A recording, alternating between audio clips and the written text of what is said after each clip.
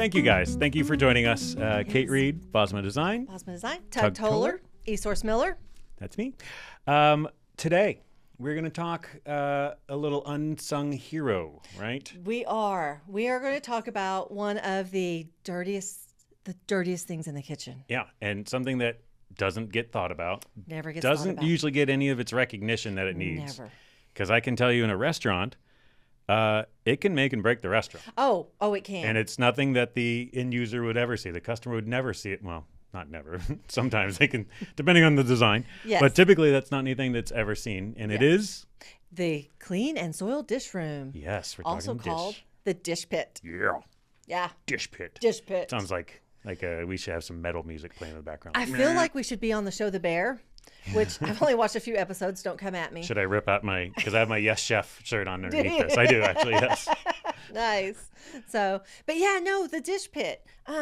It's dirty. It's gross. It's hot. It's sticky. But like that is where so much has to go right in order for everything else to flow. And it's one of those things that it's like, oh, we can just do that there, right? Like it's so much, especially when they're not using somebody like you guys, is so much a thing of like, we'll worry about it when it's time to worry about it. And they're just very much worried about the line, or they're worried about the front of house and bar and things like that. But a good dish pit, a good dish person or persons can absolutely make that restaurant run a lot smoother. Yes. Or cause huge problems to where, I heard a stat once. I don't know if I've told you this or not. You are 9 times more likely to go back to a restaurant for a bad meal than for a dirty dish.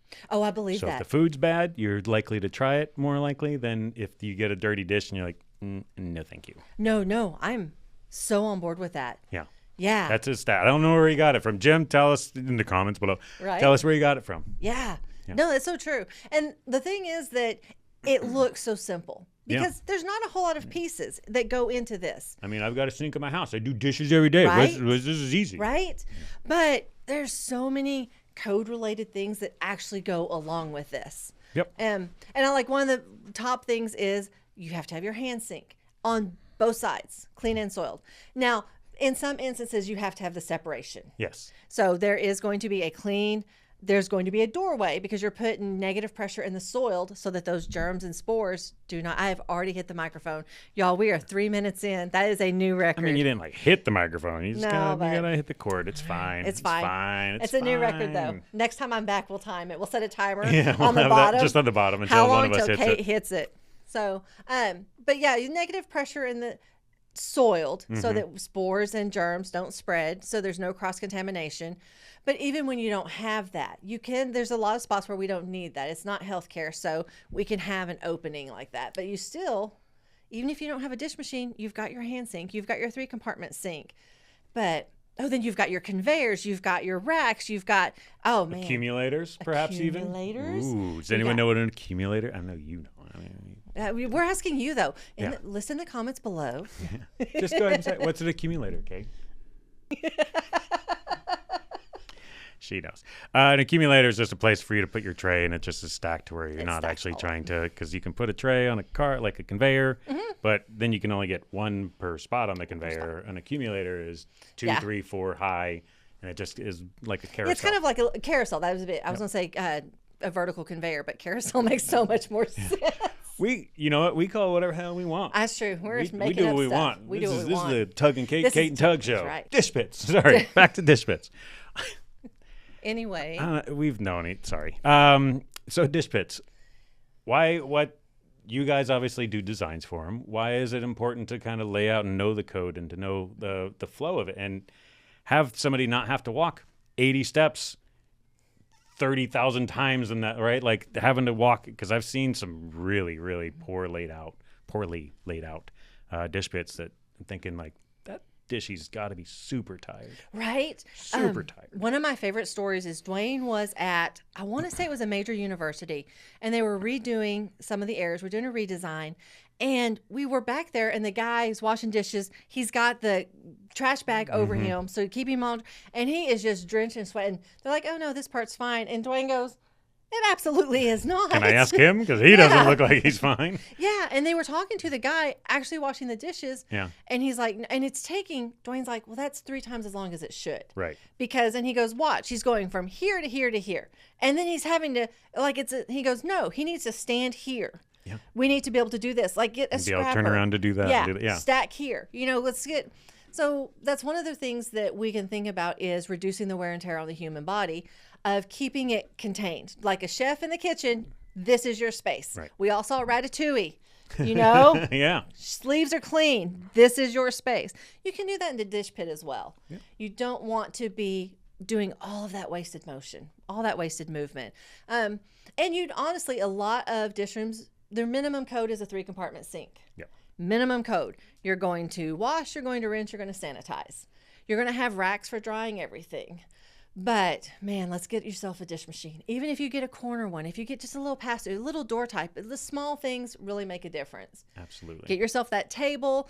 We love a good scrapper. A lot of cities are outlawing disposals. They are just not a fan of that. Right, because they don't want it going down into their treatment center. They'd rather go out into the trash. Yes. Yeah. And so, and I know that y'all have got the Salvador. The Salvador, yes. Yeah. We love that. It's in y'all's test kitchen, right? We do. We have a collector in our test kitchen you can come play with anytime you want. That was actually their first product. I don't know if you know that. I did not know that. That was their first product. I think it was like 42. It was during the war. So like 44, 42, during the war, Second World War. And it was actually their first product. I always thought the disposer was first. It wasn't. It was not. It was a collector. I love that trivia. Yeah. I love that trivia. You learn something new every time you're with us. As you should, because why would you watch if you're like, oh, I know all of that. I don't need to know any of that. Yeah, that's true. Yeah. That is true. Bring in the facts. Bring in the heat. Bring in the heat. Yeah. Bring in the heat. That's right. So, or the cool, you can do a low temp dish machine as well. Yeah. We can do chemicals. Who would want to do low temp?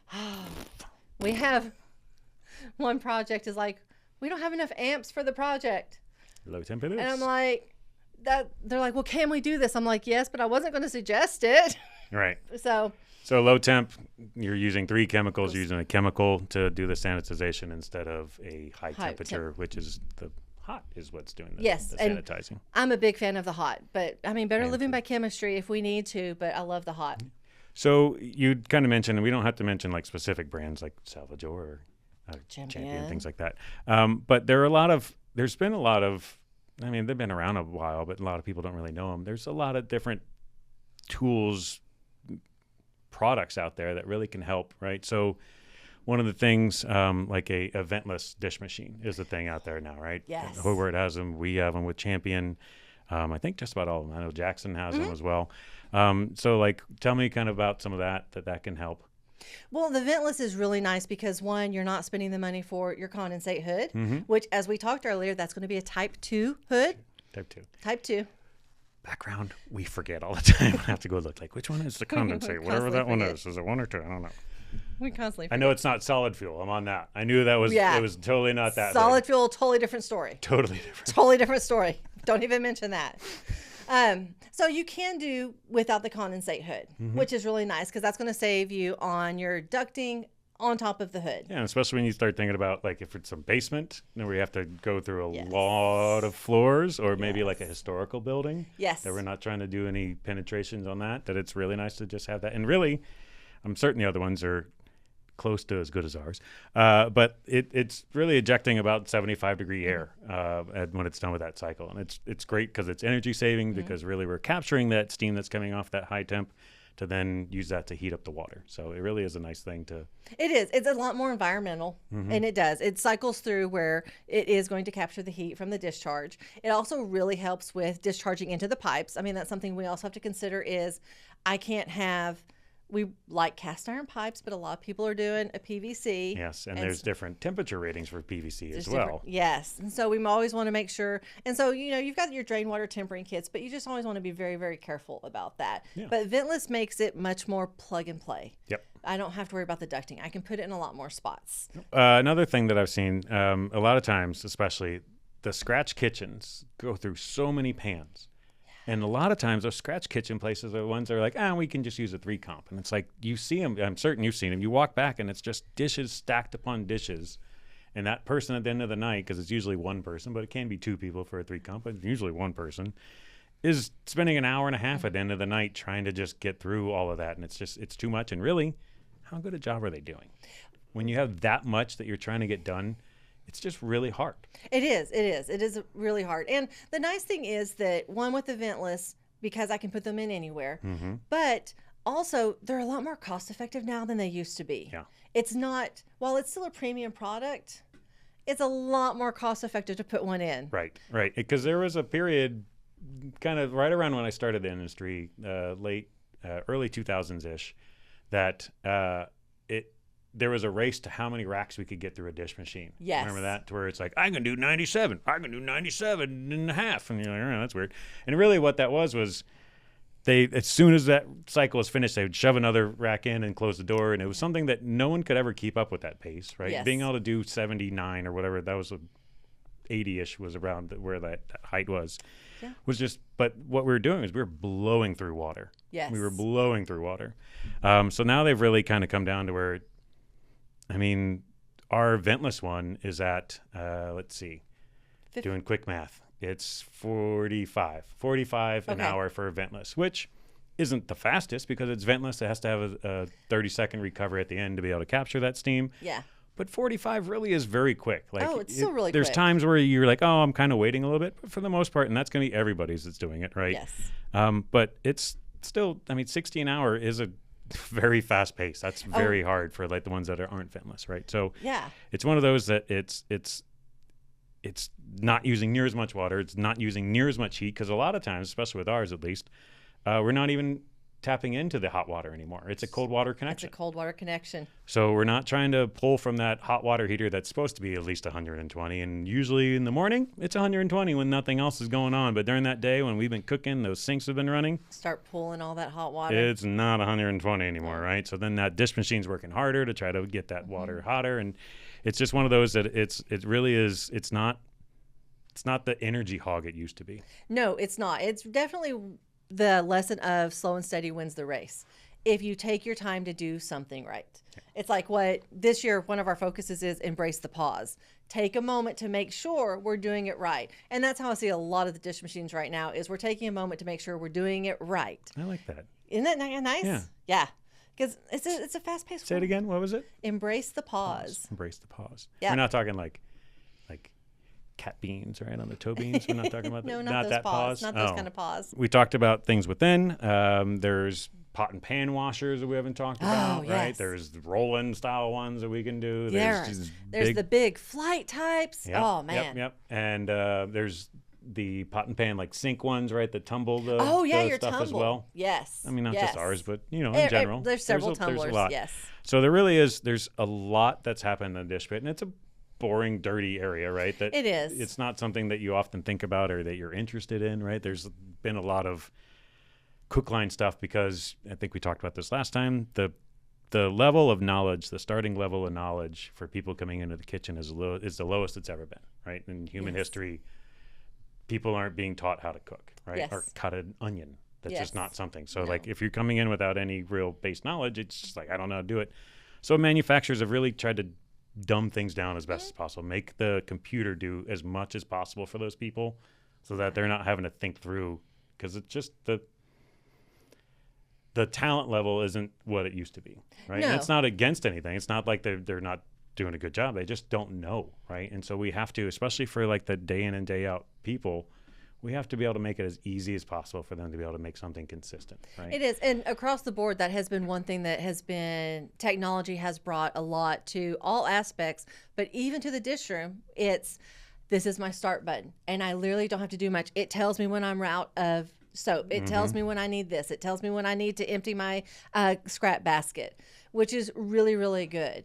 It makes it so much easier. But one of the things that, if you hire a consultant, instead of trying to do this on your own, we work with the other trades as well. And so that's one thing is working with the MEP trades.